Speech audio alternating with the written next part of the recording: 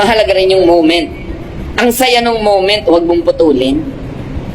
Hayaan mong tumuloy. Meron po magkakapatid, nag-reunion, ikinuwento ko na to sa Facebook. Mga may edad na ang magkakapatid. Bihira silang maipon dahil maraming naninirahan sa ibang bansa. Nagkatipon-tipon sila sa isang magandang resort. Umaga, nagising sila ng walang gumigising, nagkasabay-sabay na nagisingan, nagtipon-tipon doon sa isang magandang balkonahe, at ang ganda-ganda ng usapan ng magkakapatid na ito. Na hindi nangyayari probably in the last 3 decades or almost 4. At baka hindi na mangyari uli.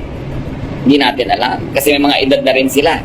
Na kumpleto sila, nagkukwentuhan masaya. Biglang, sabi ng isa, uy, oras ko nang uminom ng gamot. Bumaba na tayo, kumain na tayo, at doon na lang ituloy ang kwentuhan na yan para pagkakain, mainom ko na ang gamot ko. Nagkalakip-lakip ang lahat ng magagandang elemento. Ang simoy ng hangin, ang huni ng ibon, yung tama ng araw, yung saya ng kwentuhan, yung sigla. Biglang pinutol ng isang taong gustong uminom ng gamot niya na iniinom na niya the last 20 years at maybe hanggang siya ilibing, iinumin na niya, hindi naman siya mamamatay kung nakaskip siya ng ilang oras ng araw na yon. Pero kinat niya yung magandang moment. Isipin niya naghimala si Jesus so that this beautiful moment will not be cut and it will be extended. Lesson: don't cut beautiful moments. Baka hindi na maulit.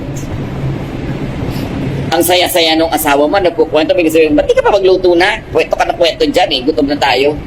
O di magluluto na yan, pero naputol na yung kwentuhan nyo at kahit mamaya pag kumakain na kayo, ano nga yung kwento mo kanina?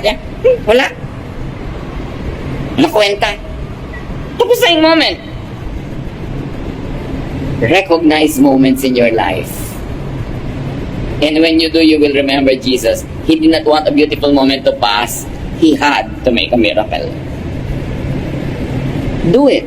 That's what Jesus wants for us.